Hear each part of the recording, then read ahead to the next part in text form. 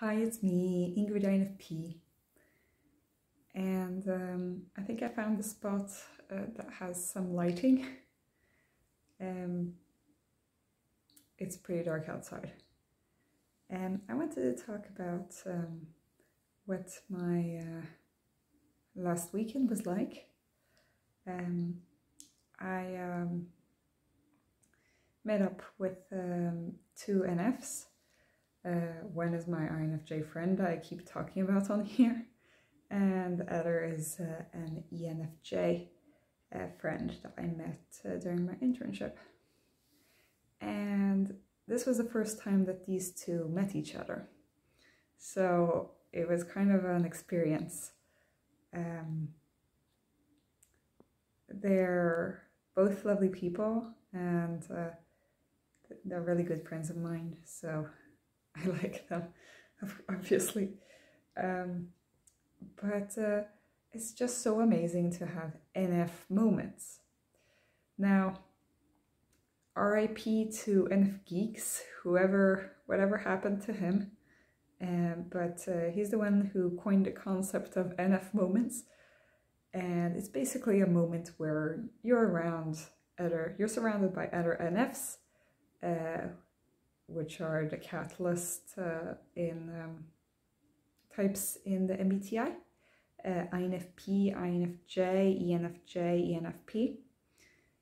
If you're any of those types meet together, then it will create an explosion of love and meaning and an epiphany and just hours of conversation, basically, and a lot of amazement at the world. So that's how the experience was. I mean, I usually get this experience every time I'm with my INFJ best friend. We talk for hours, talking about everything under the sun, the meaning of life, all of the good stuff that NFs like to talk about. But so here we got like a new person into the mix.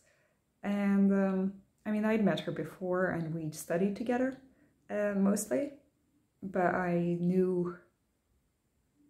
we'd met for fun too, because we would have these study groups with her and an ISFJ, I think, and we would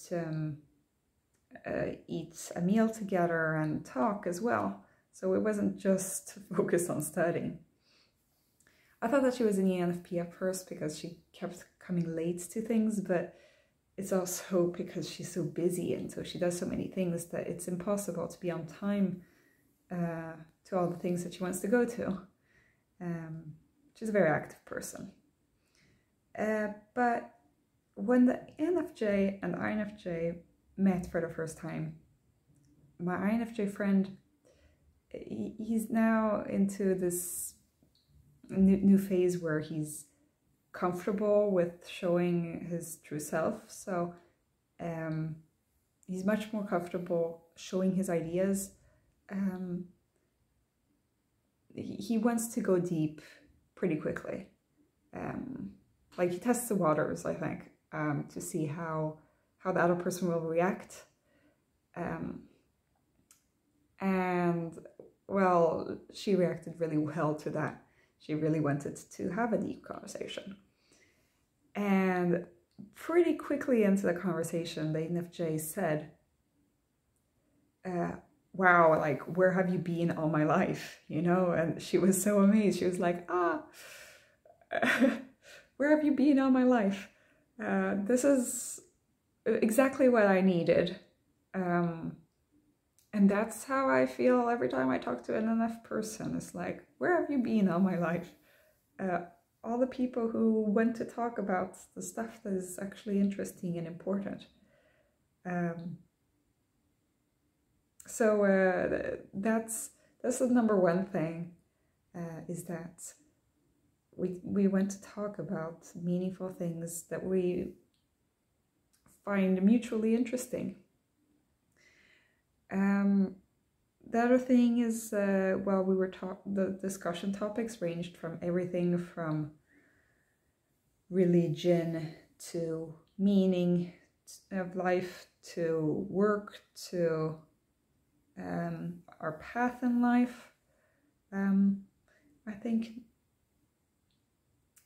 my INFJ friend, it's not like I'm using him, but I use his skills, like, it's kind of like I get the advantages by being around him, that people open up themselves a lot when they're around him. So I got to know some stories about my INFJ friend just by having my INFJ around, letting her feel safe, you know? It kind of happened the same thing with my ISFJ friend. He opened up about things that he hasn't really said to me before. So I think that that's something that INFJs are really good at. Like, there was this NF energy, but you know, it's the NIFE version of the energy that's going around. So it's not exactly what I'm used to. I'm used to the INFP, ENFP kind of bouncing of silly, crazy ideas and fantasies and stuff. This is a more mellow kind of NF energy. And my INFJ friend said himself that he was like, he said that he was vibing with the world. And that's exactly how it felt like we were vibing with the world. I found that quote kind of funny.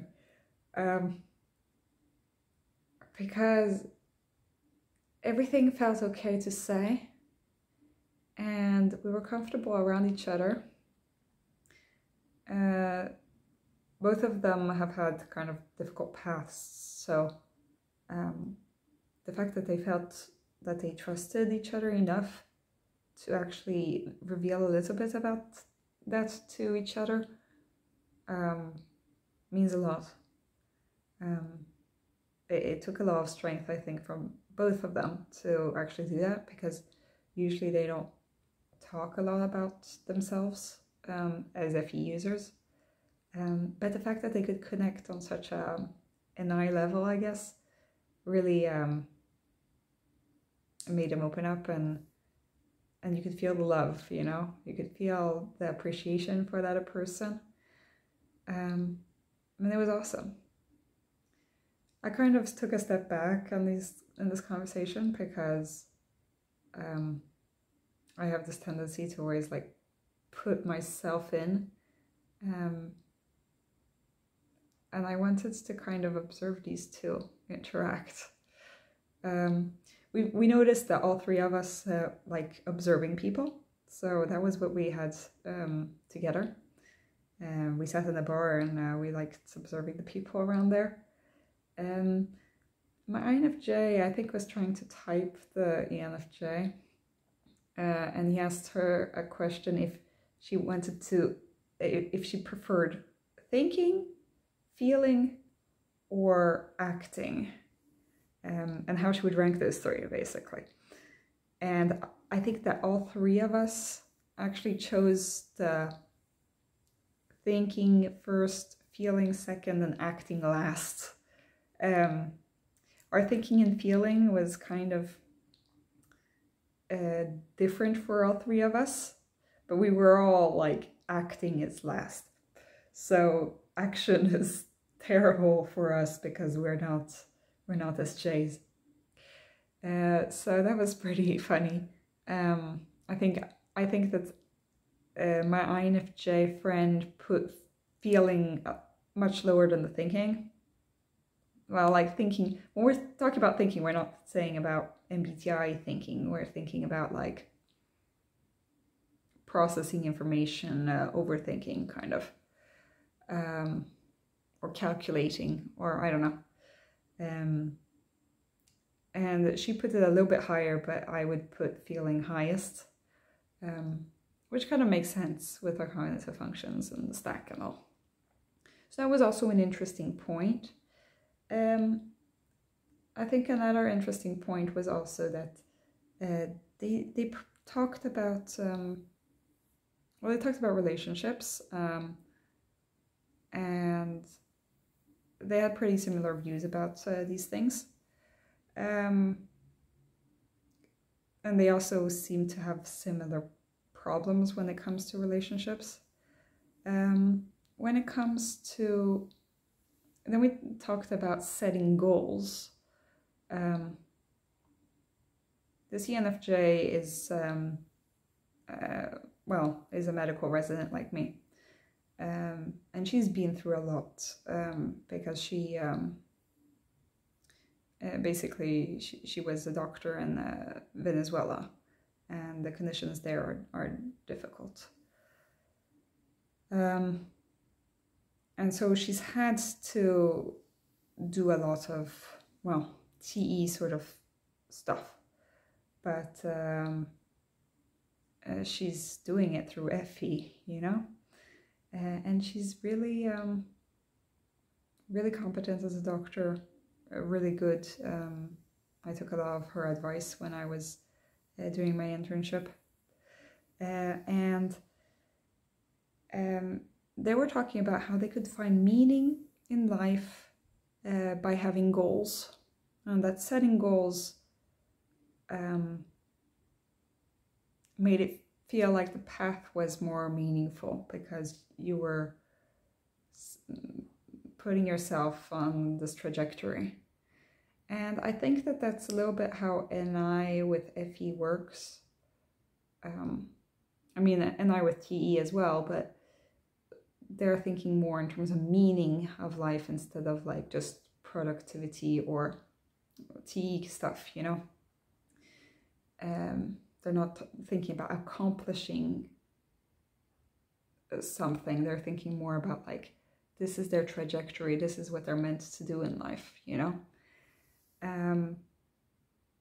Well, for me, it's a little bit more chaotic, going on a path. Because I think I find meaning in other things rather than